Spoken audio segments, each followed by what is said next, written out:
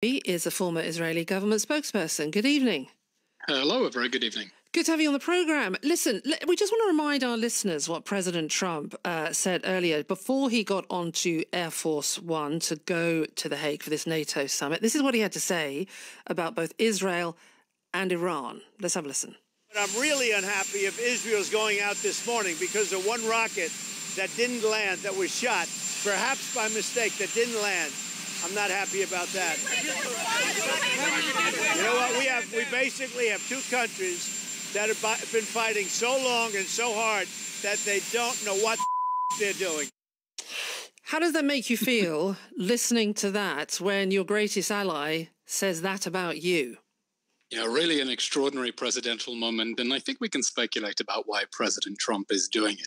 I think on the one hand, there has been a tremendously harmful and false narrative taking hold, especially among American right-wing circles, that Israel was somehow the dog wagging the tail of President Trump, and that Israel was dragging him into a war, and therefore he needs to establish distance and independence and show he's still in the driver's seat. That's an important thing, politically speaking.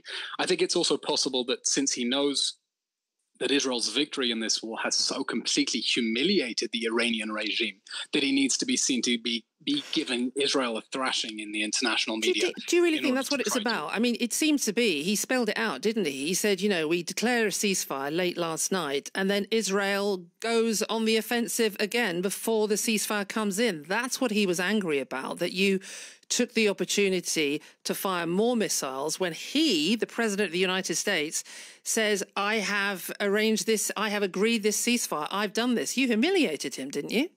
Well, that interpretation is certainly puzzling because in President Trump's Truth Social announcement of the ceasefire, he said this will come into effect in 6 hours' time, and the sides have until then to complete his missions. So Israel was, of course, on the understanding the ceasefire would come into effect at 7. Until then, it is legitimate to attack regime targets. And it did, attacking Basij and internal security targets inside Iran. So what was he angry about then?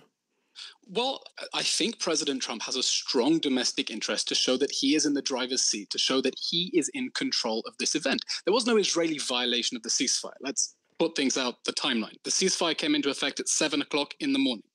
Just before the ceasefire came into effect, an Iranian ballistic missile barrage at the city of Beersheba killed 4 people.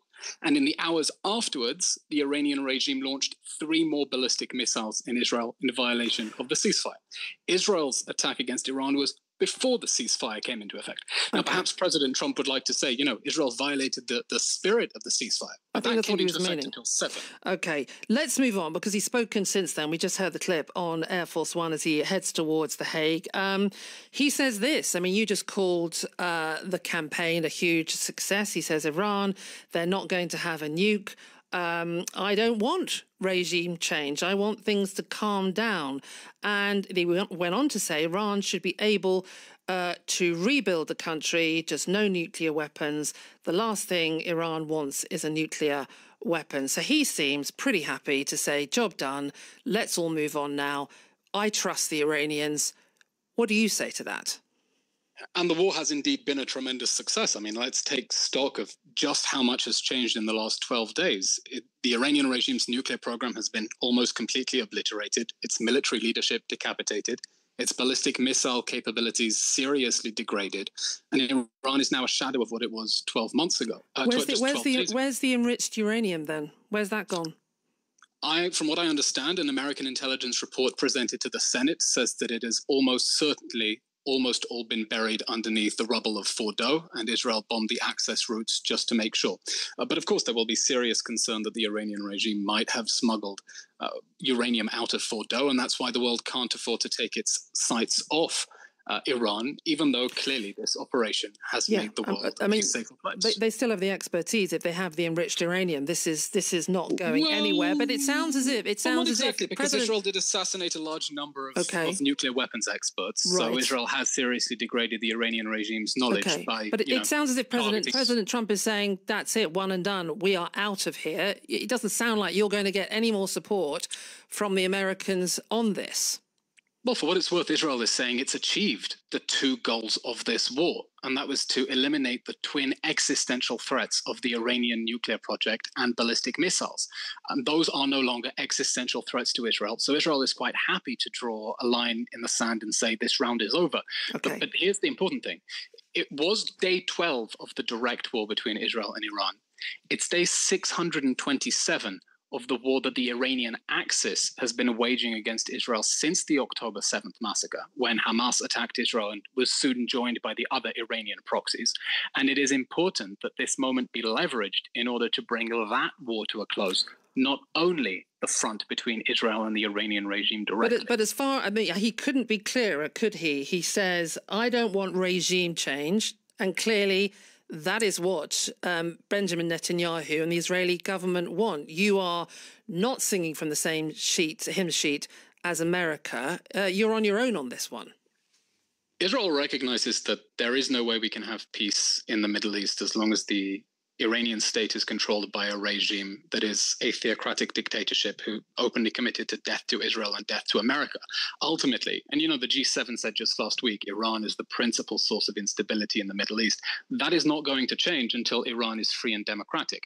And I think we should heed the words of the exiled Crown Prince Reza Pahlavi, who warned that an Iranian regime that is humiliated now is going to lash out, and the regime is not going to be safe until it's gone. So what do you do now then? So what do you do now? Because, you know, America's saying we're done, we're out of here. You still want regime change. What, we have a ceasefire for a while and then you go again?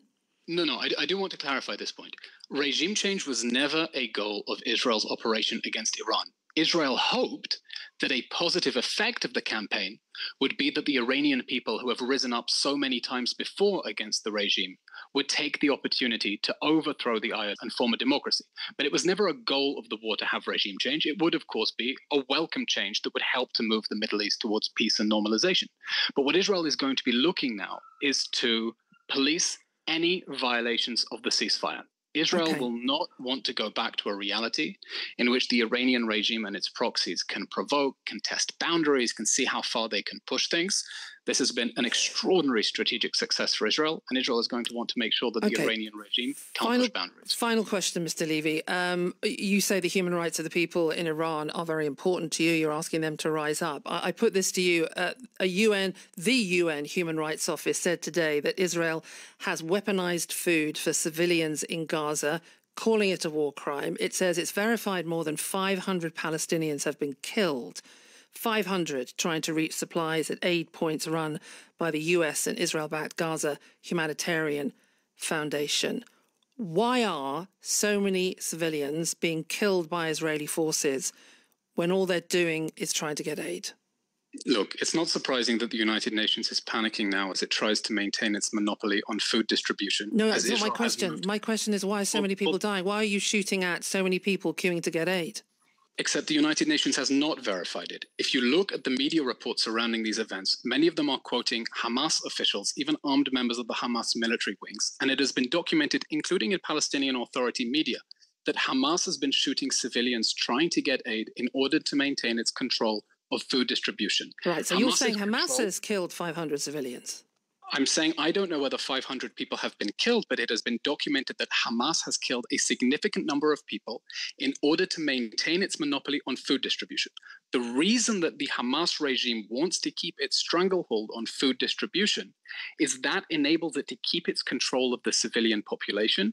It enables it to continue financing the war machine that it needs to continue waging this war. And what Israel is trying to do now, by working with the Gaza Humanitarian Foundation, which has already distributed tens of millions of meals worth of food directly to the people who need it, while making sure that Hamas cannot steal it, is to undermine the Hamas regime in Gaza so this war can be brought to an end. Would you at least admit that some of these people may have died at the hands of the IDF? And if they have, are you going to look into it? I think the IDF has said there have been isolated incidents in which people rushed towards IDF troops and they opened warning shots because they feared that they were in immediate danger. But we need to be very careful about the disinformation that the Hamas regime is trying to spread in order to create a moral panic and force Israel to stop distributing food directly to the people who need it. Hamas wants to be able to insert itself again in the food distribution program so it can make sure when this war ends, it can keep its oppressive grip on the Gaza Strip.